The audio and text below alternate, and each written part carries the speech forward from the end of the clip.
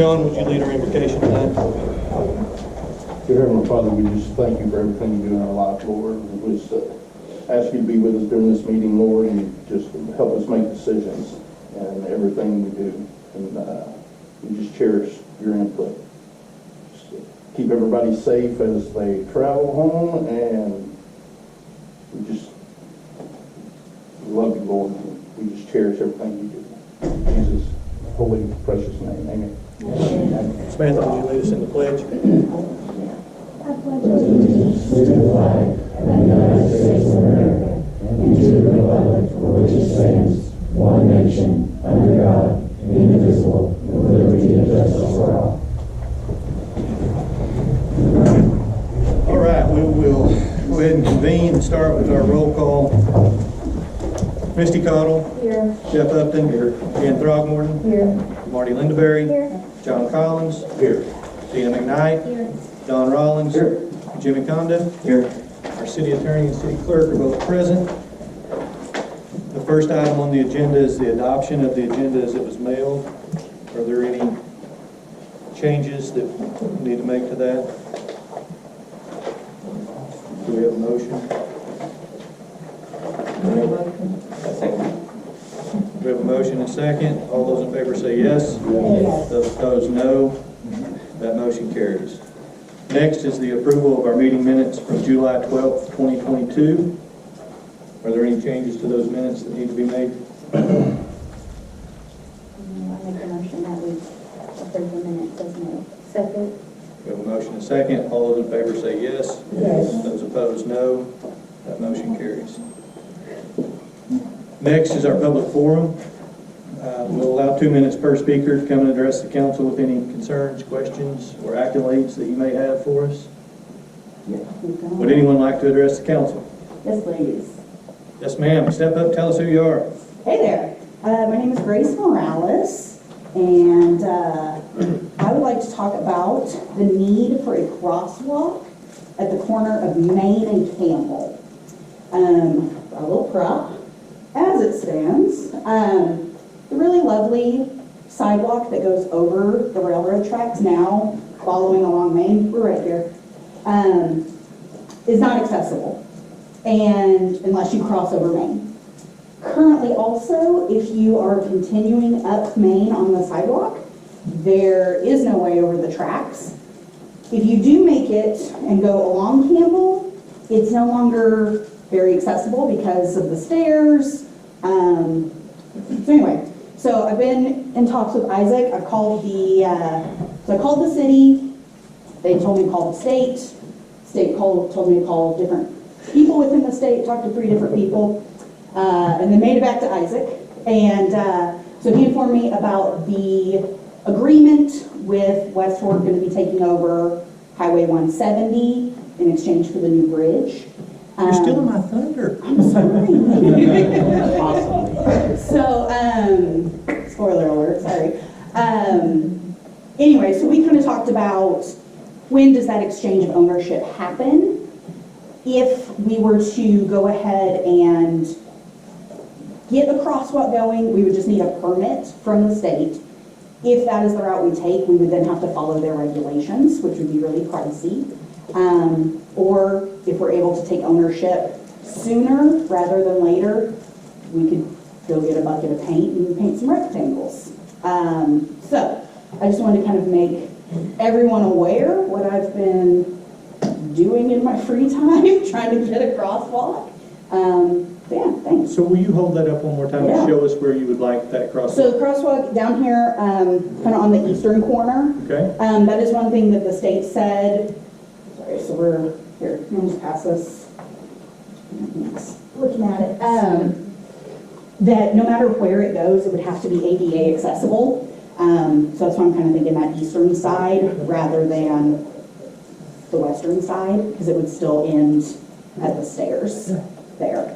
And also too, I wanted to point out that if you follow White Street all the way up to 170 to then cross going that way, the sidewalk's pretty obstructed most of the time from either residential parking on the sidewalk, or like right there in front of Sugar Shack, is pretty obstructed because their parking isn't as great, and Sugar Shack is amazing and always bumping, so there's a lot of cars there. So, but yeah, that's kind of what I wanted to talk about. Does anyone else have any questions for Grace?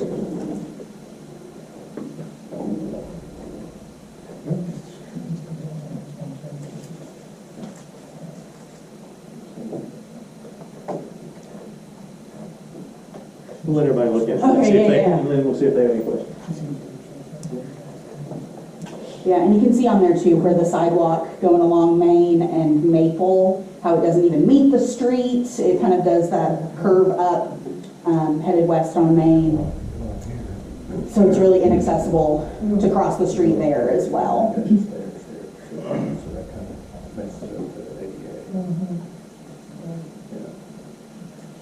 Do you guys have any questions after looking at it? So, fantastic points that you brought up.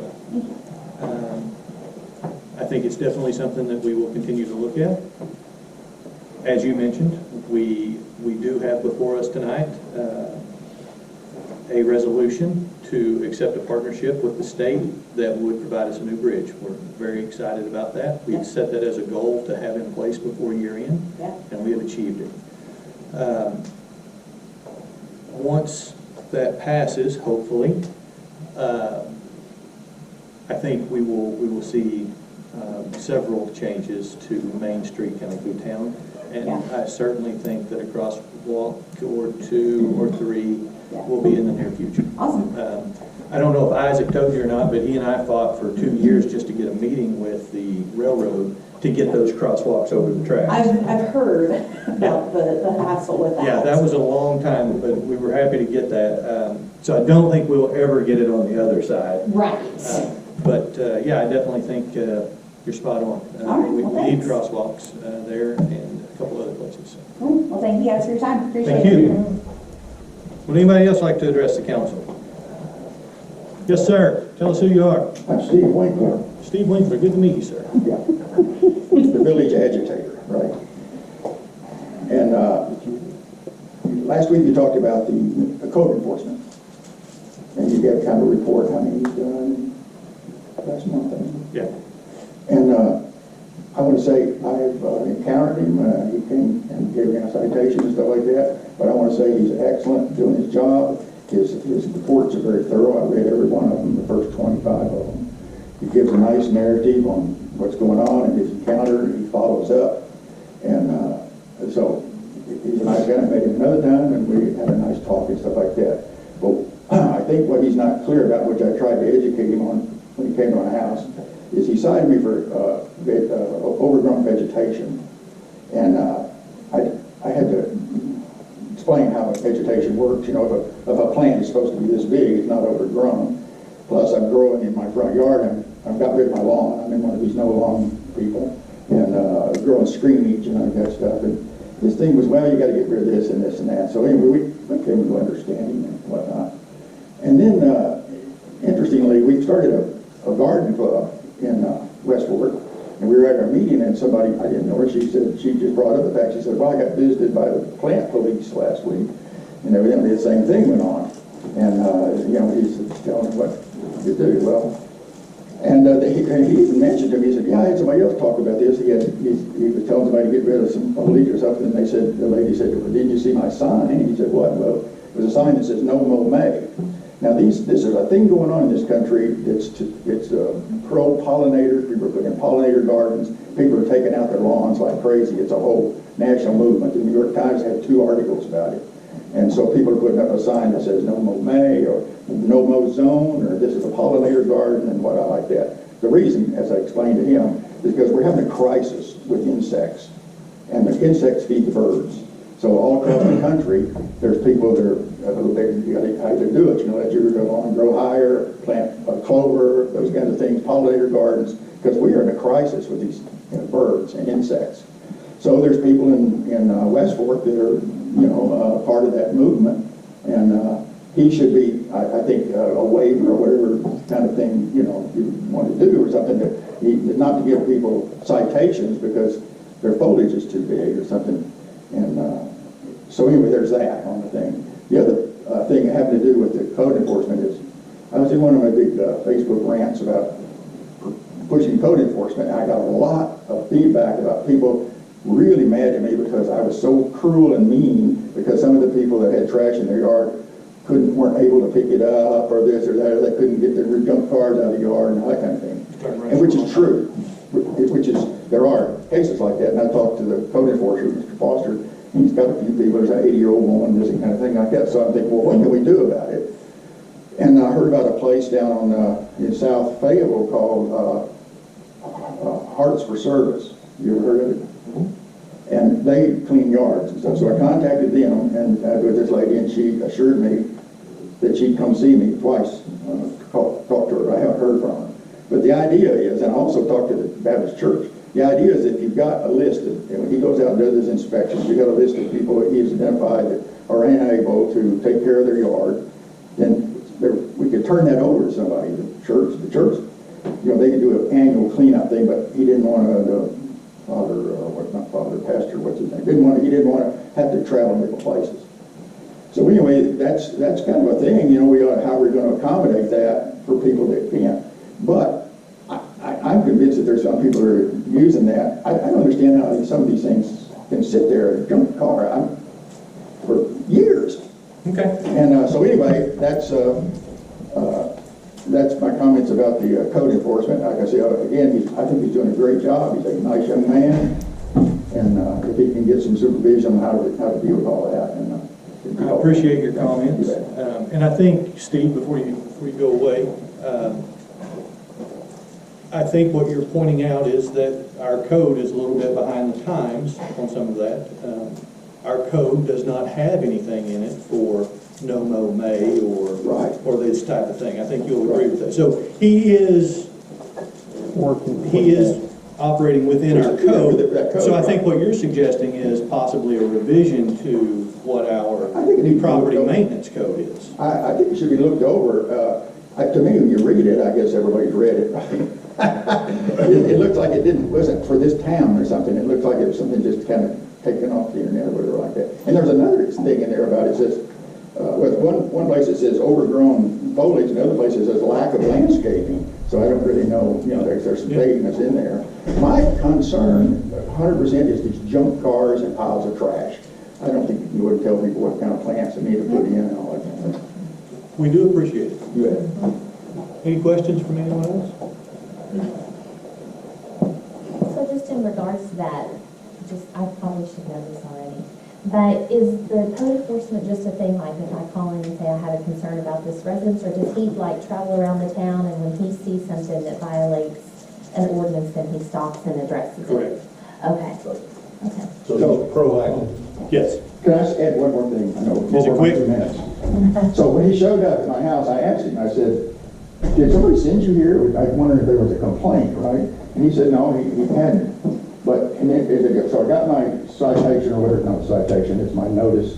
And I called the chief of police, and said, here's a number if you have any questions. And what I said to the chief was, I'm concerned that this thing is not going to be a tool for some sort of harassment or, selective enforcement or all that kind of thing. The chief assured me that would not be what it's for, and I believe him. Good. Thank you for the positive comments. Mr. Mayor? Yes, sir. I think our scouts, we have a scout troop, we actually have 2 troops, we have a female troop and a male troop. I think they would be glad to help some of those senior citizens. So that'd be fantastic. So along that line, a couple of the churches usually reach out to the city each year, and they put together projects where they ask the city if they know of someone in particular in need. So the more groups like that we can get set up to help, and more importantly, letting the city know that they're willing to, so that Adam can recommend some of these groups or recommend people, that would be fantastic. Yeah. Anything else? Well, as a beekeeper, I like pollinator stuff. Yeah. So that may be part of There's the probably too much gas taken out, just kills or mowed or keeps it going. So, Ann, if you would, put some unfinished business on there for next month for us to discuss the maintenance of real property ordinance. I like going through these ordinances and reading them. Anyone else like to address the council tonight? No? All right, we will close the public forum and move into our business reports. Up first, Walter Harnish with the Planning Commission. So, we had a little lighter month. We had our regular planning commission meeting, and all we had was a lot line adjustment. We were going to have a public hearing for the possible variances, but they pulled that, and now we're maybe expecting a PUD, planned unit development, planned unit development coming our way. So we'll see how that goes. Then we also had our special meeting with Juliette Ritchie, where we discussed the new possible schedule of uses and standards on self-storage units and the definitions.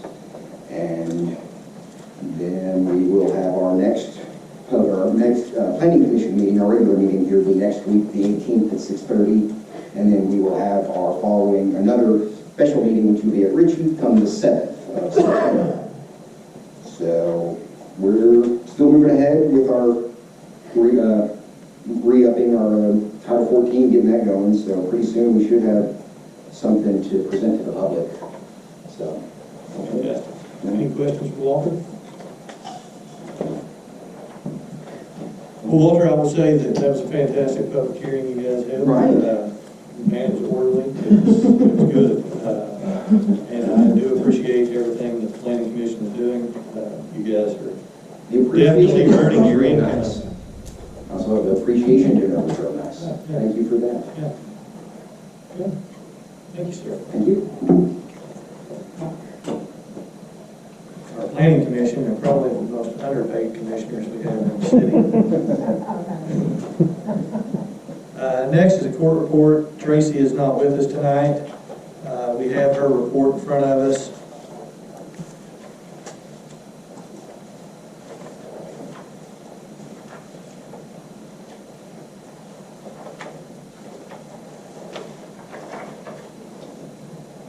So you can see disbursements are up a little bit over the previous month and up a little bit over the previous July. But they are down overall from where we were running with disbursements from the court.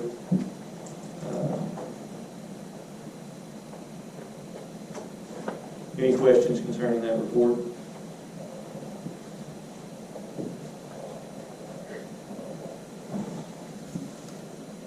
No? Okay. Next, we'll move to our library report. Blair. Good morning. So we had our checkouts and our requests for items at the library were pretty steady with the previous month. As of July 31st, we are almost at 20,000 checkouts so far this year. Currently at the library, we have an exhibit of Lou Lamore paperbacks, which were donated to us, so we put them on display. That's in the lobby. We finished our summer reading program out with 95 participants this year. This week in the library, we have a canning workshop with Nancy Starr. That's tomorrow. And on Thursday, Crystal Bridges will be back with us. They're going to do a drop-in art making activity with Professor Lynette Brower of UA Fort Smith. So we have to see you there. Does anybody have any questions? What time Thursday? From 2 to 5. So you don't have to stay for the whole thing. You can just drop in. Has the sheriff been down to see your Louis L'Amour collection? No, is he a fan? Oh, he's a big fan. Well, you should come see it. We had a pretty amazing donation of paperbacks, so. I kind of wonder if maybe he was one of the ones that donated. He might have been. Actually, I don't know who the donor was. It was kind of an anonymous donation because they kind of just showed up at the library. I don't know who donated them, so it might have been him. But they're all vintage paperbacks. So, come see it if you're interested. Are you ready to go? No. No, Appreciate the covers. And I know that they check out a lot of the library. He's a really popular author at the library. So I would recommend you start with the Skyline. Oh, gosh. No, the Sackets. But doing research for the exhibit, I found out he's actually a really interesting person. He had a massive library, like personal library, and throughout his life, I mean, he really just loved libraries and books. He grew up in a library, his sister was a librarian, so pretty cool guy. So Yes, indeed. hope you guys will come see the exhibit. All right, thank you, Blair.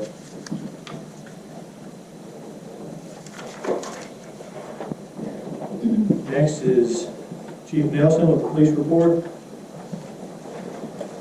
We were up on calls this month. We had 467, which is the highest we've had this year.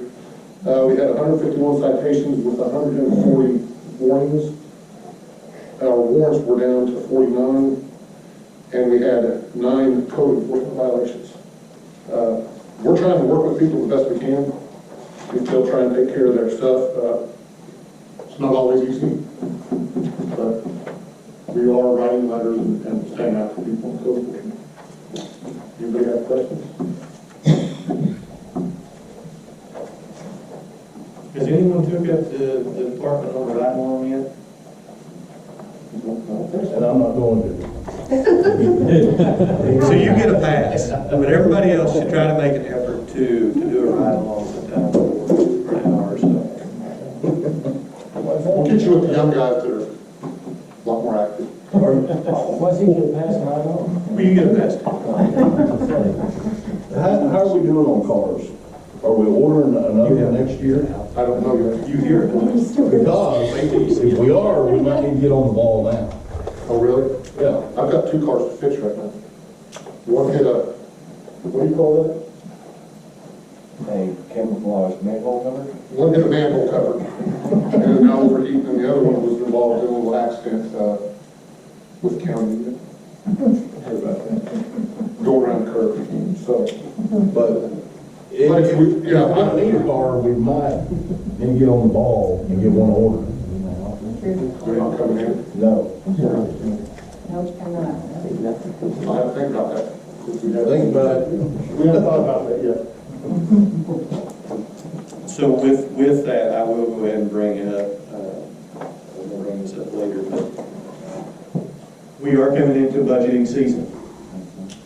That will start, I'm sure, September, but at our next department head meeting, we will start having some more serious discussions with departments about thinking about budgets. I'm not going to get into that, but I do want the council to know that I haven't reached out to all departments yet, but the idea is I am going to reach out to all departments. I want to do a wage study. I know some of our departments are falling way below competitive wages. And it's becoming an issue to keep departments full, to hire new help. So I am forewarning you that I will have a large budget request, not to a specific person or necessarily a specific department, but I am expecting to see our budget line item grow significantly this year, which our wage line item. We are, I would say, we're running low. We're well within where a city should be, as in the ratio of wages to overall budget. So I'm just forewarning the council that we will be looking at all departments and doing wage comparisons based on other cities of similar size. We try to keep that in mind, but we've seen some significant changes in the past year and a half, 2 years, especially related to COVID and stuff. And some of the departments are hurting worse than others for sure. So just kind of a heads up that will be coming in budgeting season. Next, Public Works, Isaac.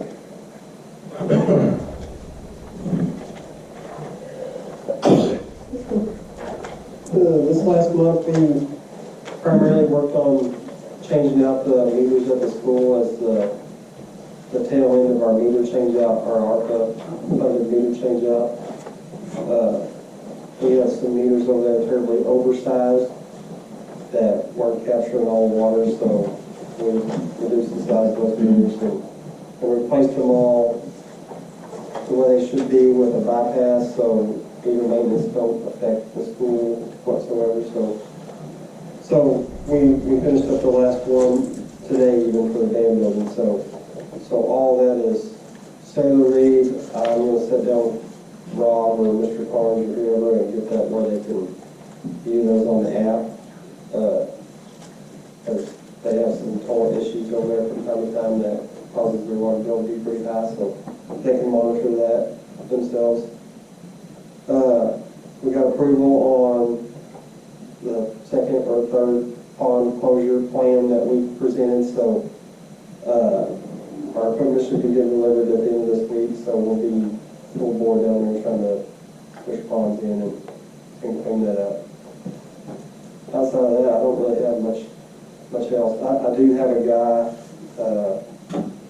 that we have got in contact with that's going to come start paving some of our street cuts because they're racking up on me pretty quickly. So you will see an asphalt company down here patching street cuts. So, and we've had a leak detection guy down here for the last 2 days of a leak on Phillips up here. So, as I pointed out to Don, our water loss went way down, but our gallons lost is exactly the same. So people were using way more water, which drove our percentage number down. So we're still losing the same amount of water, but when we pump 240,000 a day, it drives that number down. So it don't look like our water loss is all that high. So I think we can focus on gallons more than the percentage. So yeah, we'll be. Yeah, but if you tell me you're at 18%, then I'm happy. I think we were 23% last month, so. I appreciate your honesty though. Yeah. Because you're right, I think we do need to look at gallons, because you're right. Yeah. You start using more, it waters it down. Yeah, we used, Unintended. we bought 1.5 million more gallons of water for the month of June, or July, June, and sold the same amount and lost the same amount, so it drove that percentage number down. Looks good on paper though, doesn't it? Yeah, we still lost 1.5 million gallons of water somewhere, so. But, like I say, for the next 30 plus days, we'll be pushing dirt off and on, so.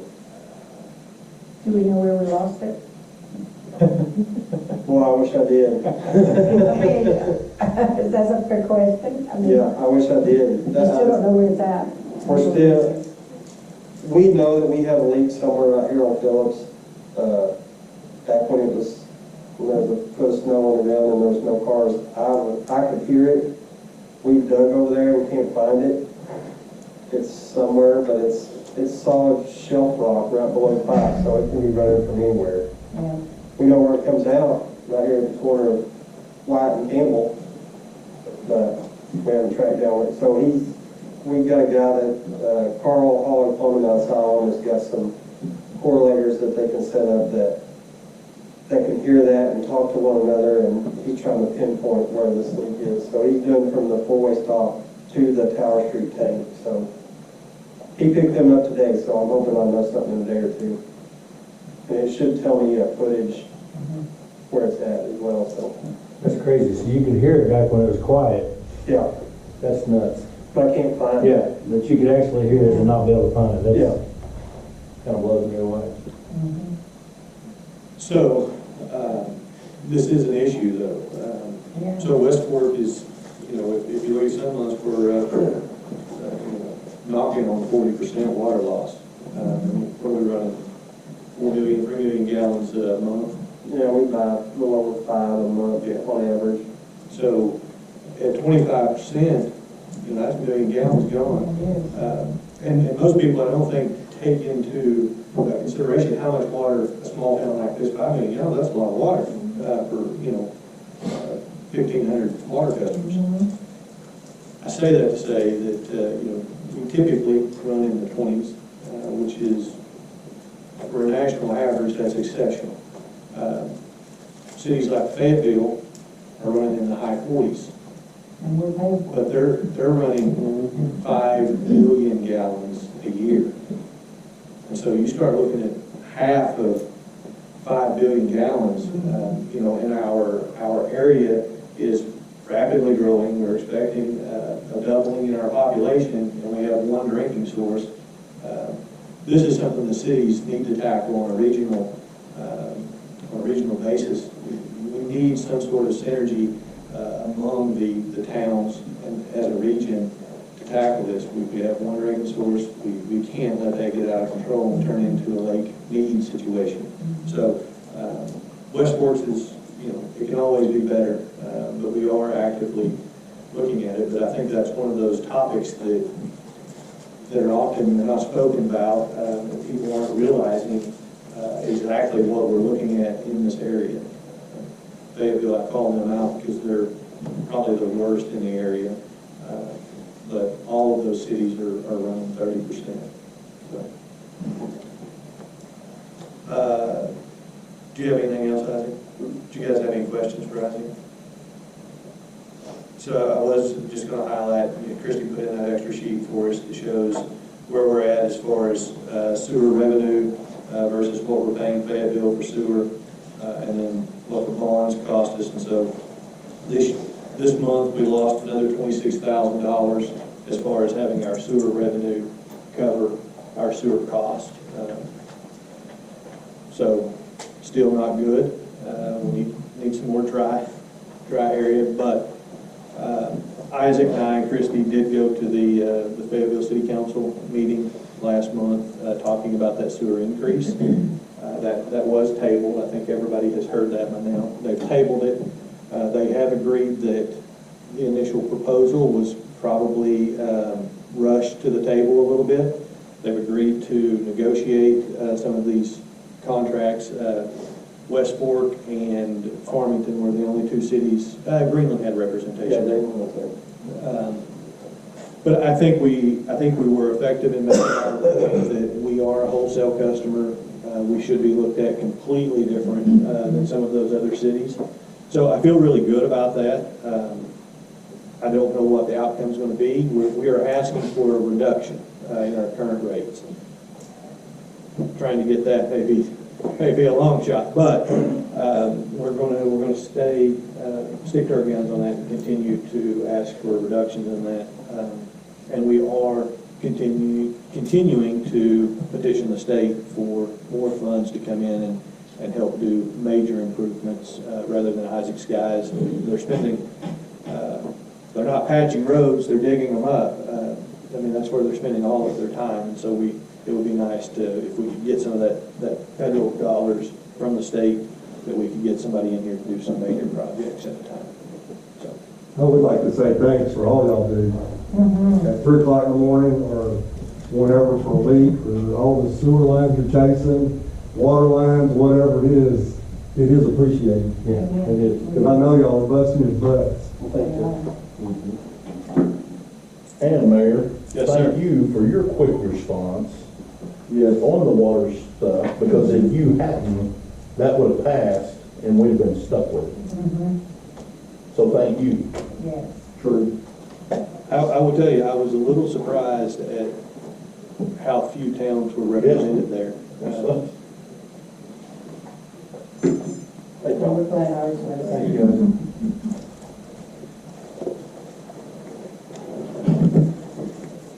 All right, thank you, Isaac. Next, Chad, Parks report. We've already followed that, So I don't have a lot to report. We've been mostly just maintaining, catching up on things that kind of got pushed aside during our busy season, ball season, and 4th of July and things. So catching up on that. We have been doing some off-season maintenance on our fields, mainly concentrating on improving some of our grass area of the fields, infield and outfield both, trying to get that in better shape and healthier. We do have a proposed design for our outdoor stage that we've been talking about and working on for quite some time, but and now we're working on getting a more detailed set of construction plans for those, so we can start actually getting some estimated costs and things, so, but we're still planning and hoping to get those, some movement on that, get some things going before we start the construction on that, hopefully real soon. And then you brought up next year's budget, so I will say also we are looking at different options and checking some costs and some pricing on restrooms at Riverside as well. See if maybe we can work that into the 2023 budget or of course one of the budgets in the near future, depending on how those numbers come in, but we're looking at options on some plans for those. While we're looking at pricing for our stage plans as well, we're looking at some actors also. And will you and TJ be responsible for? I'm hoping you guys will volunteer and maybe take Yeah, that was the look on my if everyone would face. take a weekend here and there, that would help out. That is a concern on the maintenance and upkeep of those ones they go, because there's nothing down there that's treated properly on most weekends, so. But we got some thoughts and some ideas what to do with them, try to do it right and keep them in good shape. Not impossible, but we're gonna try. If we put them in, it's still in there, but it is under consideration, and something we're looking at a little stronger than we have in the past. We got some ideas that maybe will work. Really, that's, So, I don't know that the council's aware of this, but a while back we put some coordination together between parks and the library. And we can now check out hammocks at the library for use at the park.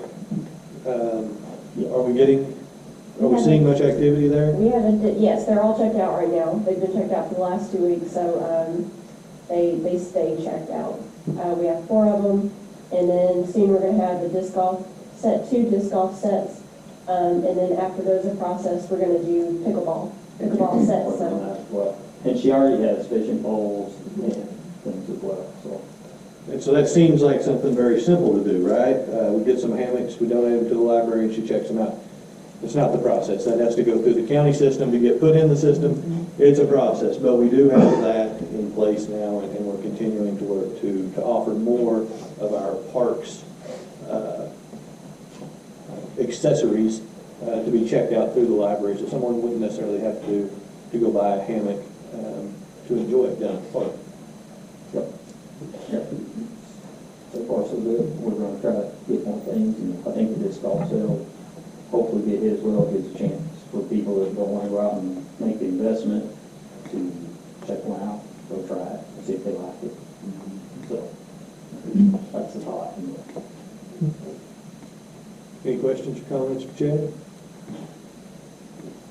I'll just go with Chad, he's got 300 discs. I'm sure you find some lost ones, because I know my We son's have a lost. lot of lost ones, and that's what we're At least using one, yeah. to actually to pin our sets that we're putting together is ones that were either unclaimed, or sometimes you call them and they say, I live in Texas, just give it to somebody. And we do that as well. We give it to either kids or people that are just getting started. We'll try to get those out, people that will use them and get more active in disc golf.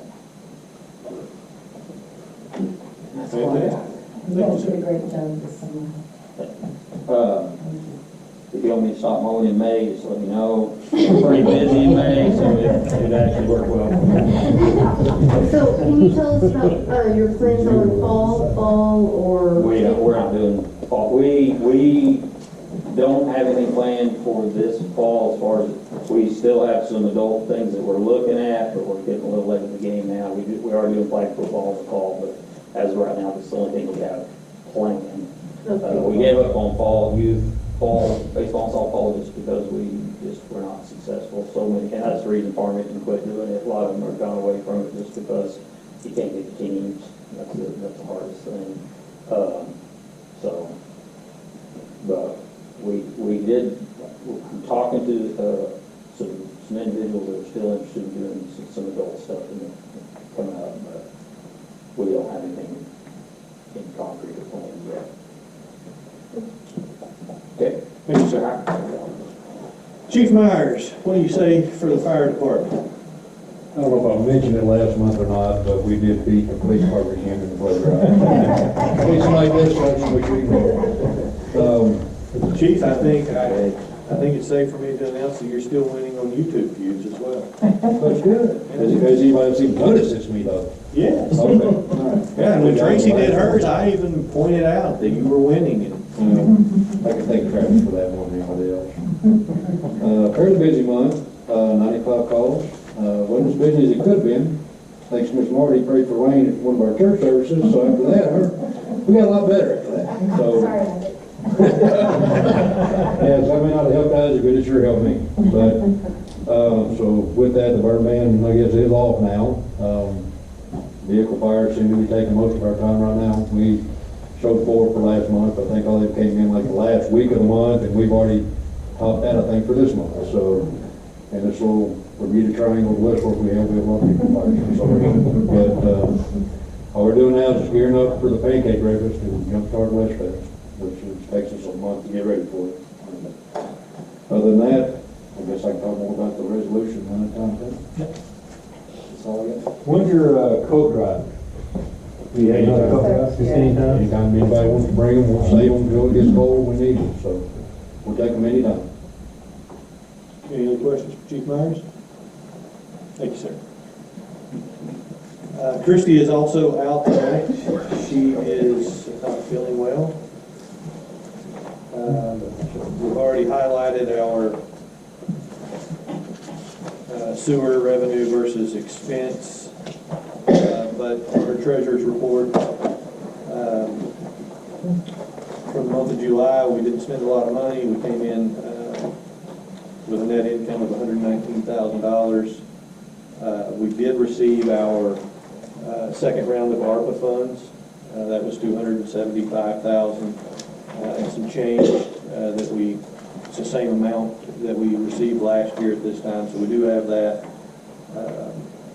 All the departments are well within their budgets. We have some line items that are over budget, but the budgets overall are within their prescribed areas. And then city sales tax continues to remain strong.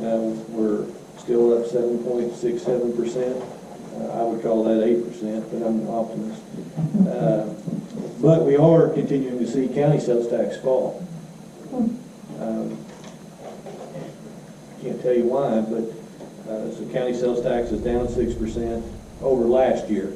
So it's if we think back, last year county sales tax was way up. It was running 8 to 10, maybe 12% some last year, if I remember correctly. The prior year was up even higher than that. So it is falling back, but it's still up from where it has been pre-COVID. So that's encouraging, but discouraging it as well to see it start to slide. But our city sales tax is staying strong, and we're continuing to move up. Any questions on the financial reports?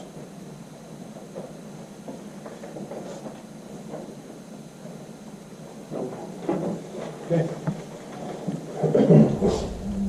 So we'll move into new business. The first item of new business is Resolution 2022-04. That's an amendment of the budget for a police stipend. So we discussed this prior. The state has put forth a monetary package that allows for us to pay all full-time police officers an additional $5,000 stipend. We have received this stipend.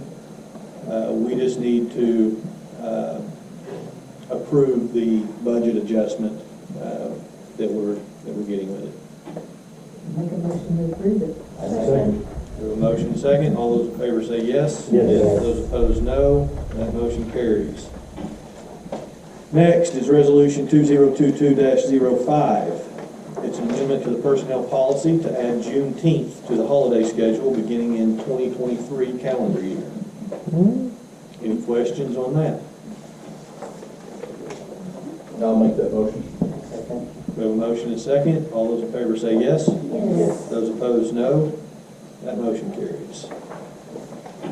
Item 3 of new business is our lease for 85 Main Street. I'm going to ask that we table that. We're still in the draft stage. There's still a couple of adjustments to it. I wanted to get that before you so that you guys had time to look it over. Yes, ma'am. Whenever these were passed out, I didn't get one, so I don't know if it was picked up by like the planning commission, it was here before. Do you need one? I think I've got it. Yeah, I didn't get that whole, any of those papers that came with You it. didn't get any of those papers? No. So here's the other one that was laid out, it's the ordinance. I don't know if it was just one this over here or if it's like. It was next year. Okay, planning commission, give it up. So anyway, I would ask that we table. No, Marty should have it up there. I mean, I have one copy. Yeah. Yeah, that's where I've been sitting. We'll blame it on Josh, he was left. Yeah, Yeah. he was sitting there. He was sitting here, yeah, I was sitting there, picked it all up. So do we have any questions on that or concerns about tabling it, allowing you guys to look at it? No, thank you. Okay, we have a motion. Second. A second. Before we take a vote, just a couple of things of note that I do want to change in that. I do want to continue to maintain the property as far as mowing it. We're going to have to mow the outsides of it anyway. So I would just assume our personnel continue to mow the insides.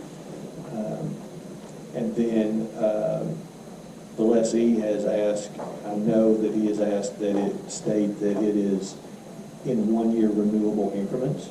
So if he decides to leave prior to 30 years, he can get out of it. That is, I think, okay with the city. It will be stated that nothing, all the improvements are ours to keep, whether he leaves after year 1 or year 30. Okay? So I don't think that's an issue.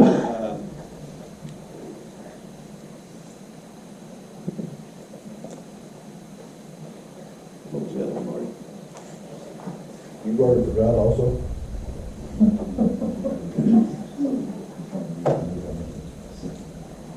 There's one other minor detail that I'm recommending that we change in it. It's minor, I don't remember what it is, so.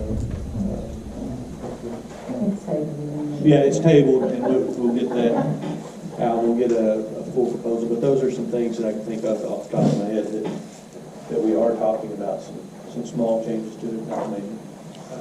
But you guys can look at that, we have a motion and second. All those in favor say yes. Yes. Those opposed, no. Resolution 2022-06 is tabled. Item 4, Resolution 2022-07. Approve the partnership with the Arkansas Department of Transportation. You guys have a copy of that letter that the state wrote us.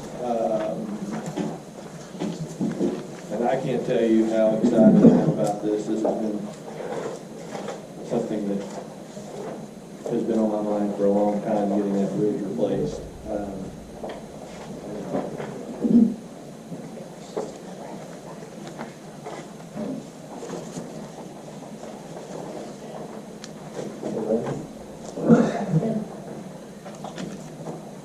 Do you guys have a copy of that letter? Well, no, we have the. They have the resolution, okay. Well, they sent us a letter, and basically the letter says that we're at impasse until we pass the resolution, but the state is offering a new wider bridge with a 10-foot pedestrian walkway on one side of it.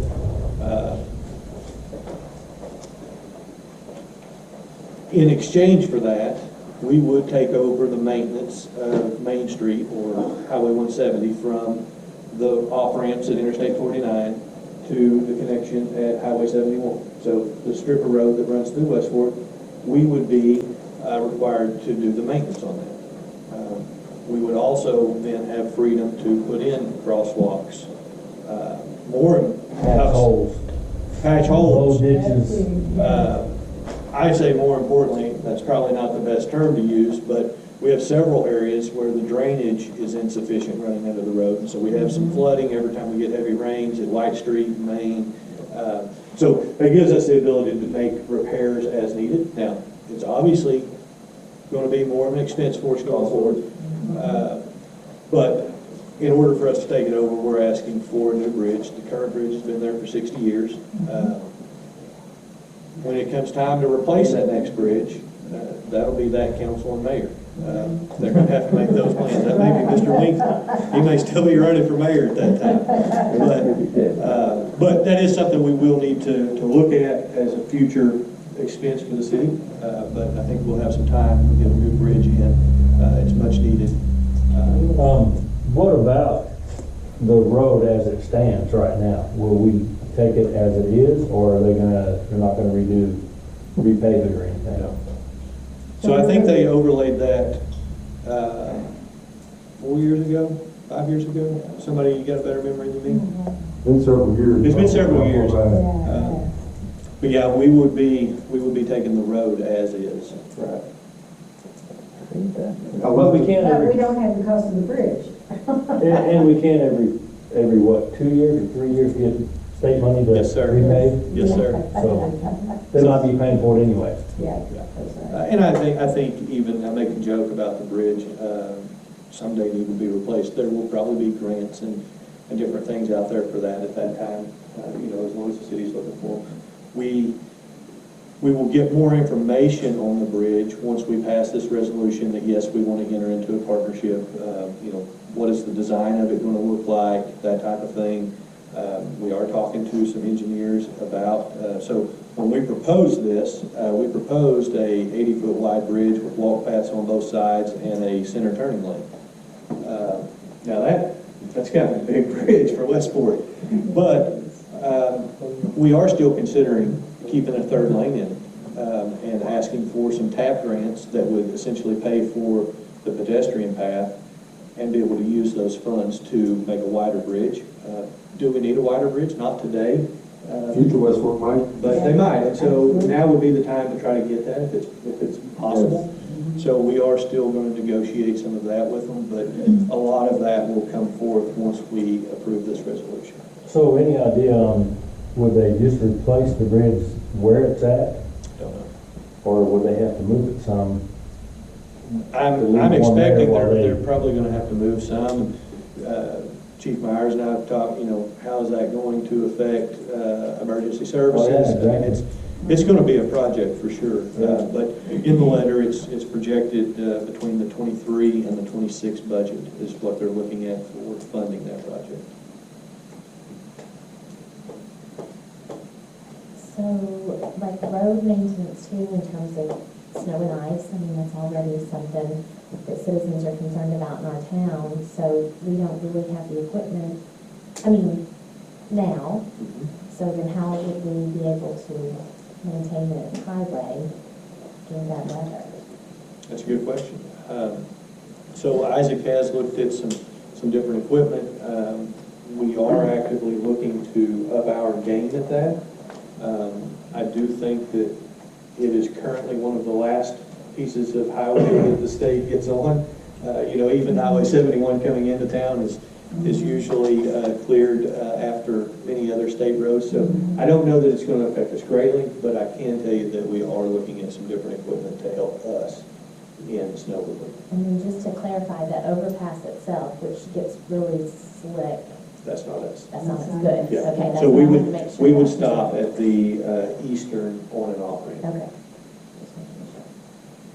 And then, And seeing that this is their pass-through for their storage, for their sand and salt, they're probably gonna go ahead and do it anyway as they come through here. so one of the questions that was raised earlier is when will we get access to that strip so that we can start maintaining it? Not that we're in a big hurry to maintain it, but there are projects that we would like to see happen, one of which is that sidewalk connection on around to the park entrance. We've been working on that for 2 years, trying to get the Department of Transportation's approval of where we can put it. So we will get more information on when we take control of the road. Another point that we're looking at is the sidewalk that runs next to Charlie Rosetti's house. We would like to get that piece of sidewalk fixed straightened out, take that 90-degree angle out of it, maybe widen that a little bit. So there are several projects that we have already identified if we can ever get access to it. You have a problem making that little turn? So crazy there. I can still do it. So it's to me, every time I do that, it reminds me of where West Fork came from. I mean, that's an old piece of sidewalk. And at one time, that was acceptable for sidewalks, right? I mean, today, you could never put in a sidewalk that had a 90-degree turn on it. So it's kind of nostalgic every time I make that little corner there, but yes, I would like to widen it. So one more question. Yes, ma'am. So if there was like a big flood that came through, we do get really high water sometimes when there's lots of rain. If there was damage to that bridge, a new bridge that we were then responsible for, is there, this may sound dumb, is there like insurance on bridges, or is there money that we would get to repair a bridge if it were our responsibility and something So happened? typically on something like that, we would apply to FEMA. That's what we do currently on some of the bridges. We get FEMA funds to help offset those costs. Yes, ma'am. Where would the financial means just for the general maintenance come from? And would that affect, like, where would that money come from? Would we have to So that, raise taxes or? no, we're not planning on raising any taxes. Read my lips. We would budget for it in our street, in our current street budget. We currently have $50,000 a year set aside for new paving. That we try to do. We pave streets we still have some dirt streets in West Fork. But I think for general maintenance, our current budget can absorb that. Now, as we start talking about various projects, obviously we're going to have to, we're going to have to cut the fire budget so that we can pump money into the street budget or something. But I'm picking on Mark. But yeah, we would manipulate our pot of money, if you will, to add funding if necessary. But I don't see it as an immediate need. I think we can take over the maintenance of that tomorrow and it not upset our budgeting that we're currently working under. Okay. The bridge shouldn't upset our budget for a while, being new. Right. But, some of the streets could, but it shouldn't be big. Like I said, we can apply for state funding on street paving, so. All right, so any other questions concerning that resolution? Motions? I make a motion. Second. Motion and second to approve resolution 2022-07. All those in favor say yes. Yes. Those opposed, no. That motion carries. So I definitely want to thank everyone who wrote letters, emailed, called, senators, state road department personnel. I know Friends of the Library or Library Board participated heavily in that, so much appreciated. I'm glad we have that moving forward. Next is resolution 2022-08, the approval of fire department grant match money, and I will let Chief Myers detail that a little bit, tell us what we're talking about. We applied for a block grant. We applied for $43,000, I believe. So it's a 10% grant, so we just come up with $4,301. It is going to be for updating the fire department, the outside, inside. It's the only city building we haven't spent any money on at all. If I really look close, it really needs some touch-up. So I'd like to repaint the building, do some, fixing up where it looks a lot nicer when we sign up front. Tables, chairs are falling apart, so we need a lot of upkeep around there. So we applied for this grant. That way I don't have to come back and plead for money. If we don't get the grant, I'm coming back. So, be prepared. But that's what it's for.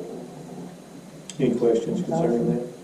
I mean, just the paint for the building came out, my last bid was $18,000 just for that. So, a lot of money. Do we have a motion? I make a second. A motion is second to pass resolution 2022-08. All those in favor say yes. Yes. Those opposed, no. That motion carries. But we ain't been approved for it yet. No, it'll be a month or two before we probably even know for Yeah. sure. So we're getting approved. We got a couple months. Because we will have to provide that 4,300 Yes. match. So,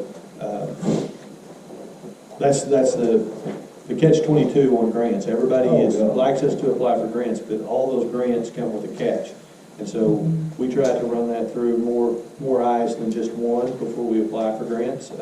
You guys remember, we had a grant with the Parks Department for 99 years on a baseball field that hasn't been used in 20, right? We were able to get out of that, but the grant originally stated that if we ever quit using that as a ball field, we would have to pay that grant money back.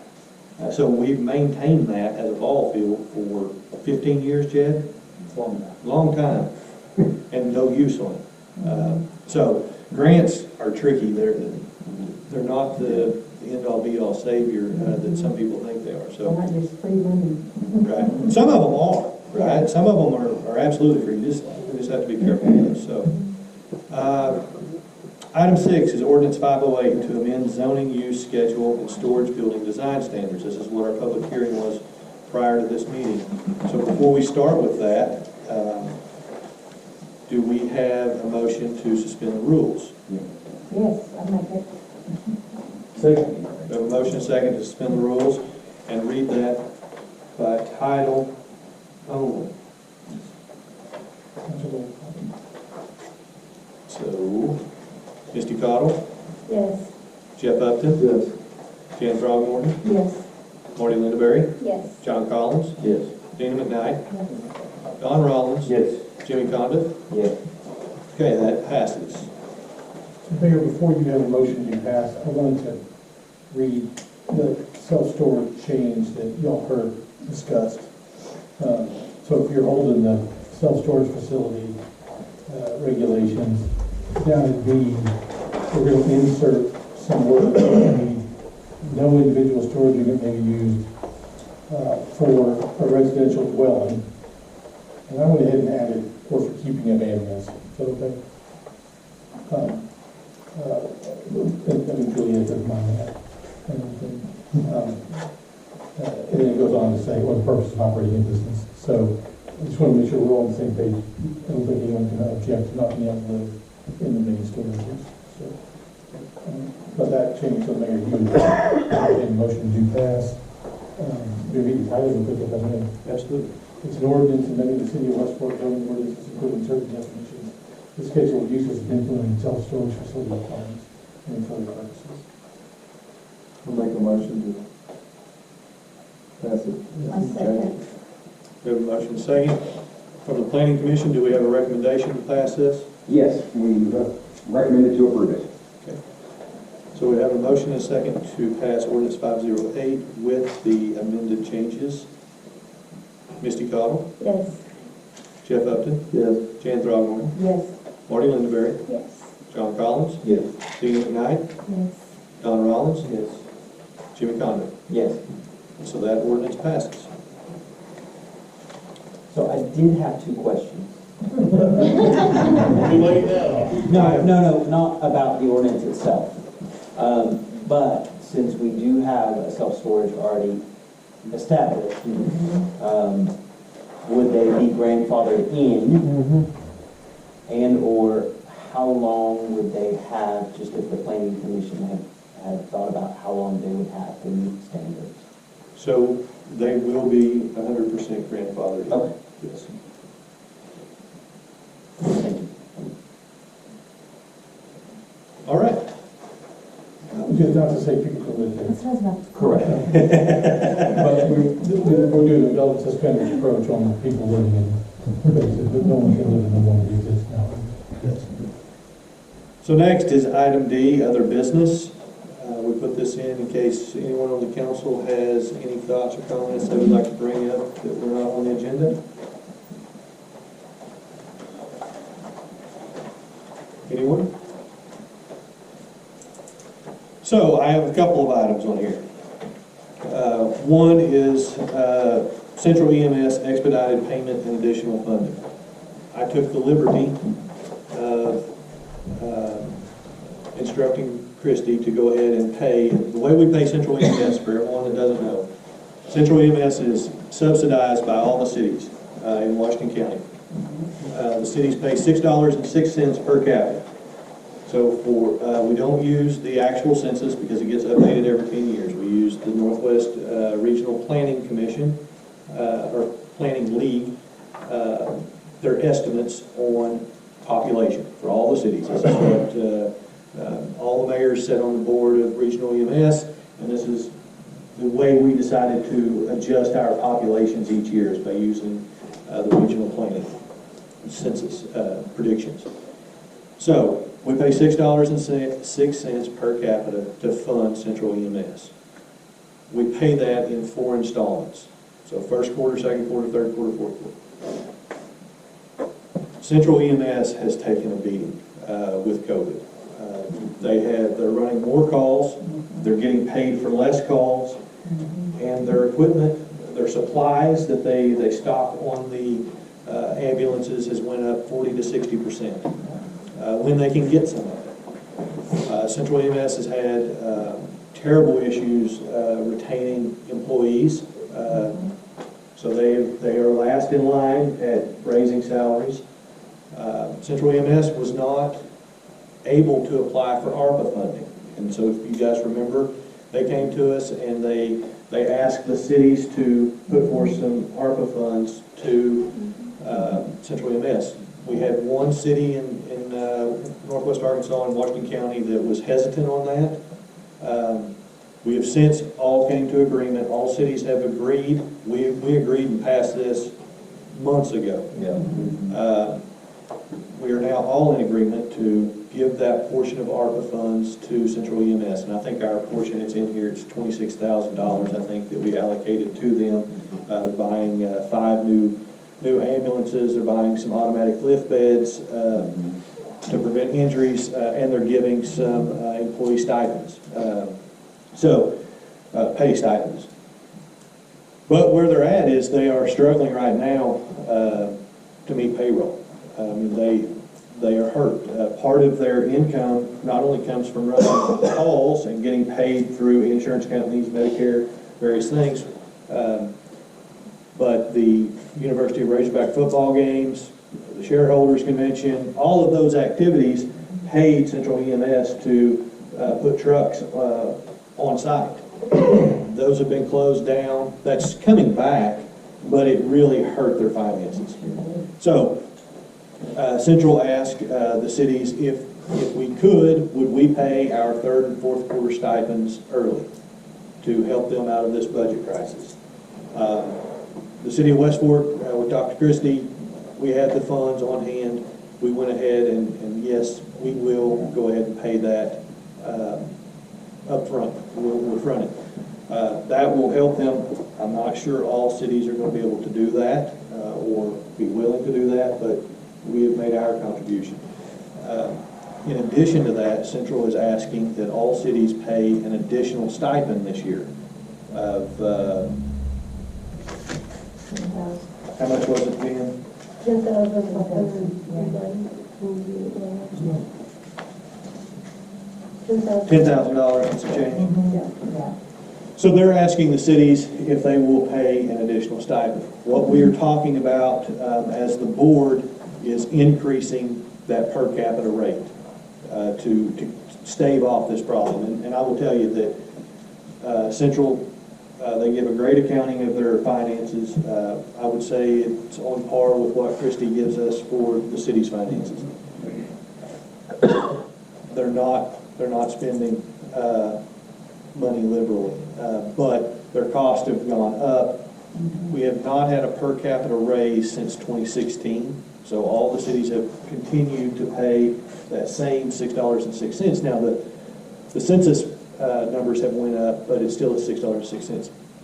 Basically what's happened is they've been using their reserves to fund it, and that's not the situation our city wants to be in, where we're using reserves to fund our growth. We want to have revenues that support our growth. So we have proposed an increase to that per capita amount. It's gonna probably double, with the intention of that being an amount that they can grow with, for multiple years like they have. You know, it's been, basically 6 years since they've had an increase. We would like to see them be able to build up some reserves with that and continue to grow the service. West Fork is one of the towns that benefits immensely from having that. We have an ambulance in town. Some of you have not been to council meetings, or at least recently, but they give us a report each year of, you know, from the time a call goes in, how long does it take for that ambulance to hit the tarmac, and how long does it take for that ambulance to hit your doorstep if you're in the city, if you're in the county, if you're in a big city. What are those? I mean, they break all of that down for us, and we benefit immensely from it. So I am asking that the council approve us to give that additional stipend this year, and then I'm letting you know this is a year that budgeting is going to be brutal this year. Everybody's needing money. We'll take those hits in our department, Stephanie, Chief Myers. But just a heads up, we will see some tightening of the belts this year, and not that we're ever liberal with spending, but there will be a tightening this year due to this, as well as some wage increases and different things. But I would like to be able to, I'm coming to you with this. The board of directors still has to meet and approve this stipend and the additional subsidy money in the 23 budget. Basically, we wanted to come to our councils and make sure that our councils were on board with us paying an additional stipend this year, $10,000. And then we will meet as a group, as a board, we will approve that, yes, this is what we want, and then we will come back for the council to approve that amount at that time. There will be a budget adjustment at that time that we'll need to make. So, all that, are there any questions, concerns, comments on that? I just want to say, if you've ever needed that ambulance, then you know how precious it is to have that here in our community, because, I mean, one time that I remember at my house, we had to have it, and it was spot on right there. Didn't have to worry about intake, so I'm telling you, it's very important that we keep it up. And the scary thing about this, Jan, I'm glad you said that. So if we look at our region, Rogers runs an ambulance out of their fire department. Bentonville runs an ambulance out of their fire department. Springdale runs an ambulance out of their fire department. Fayetteville does not.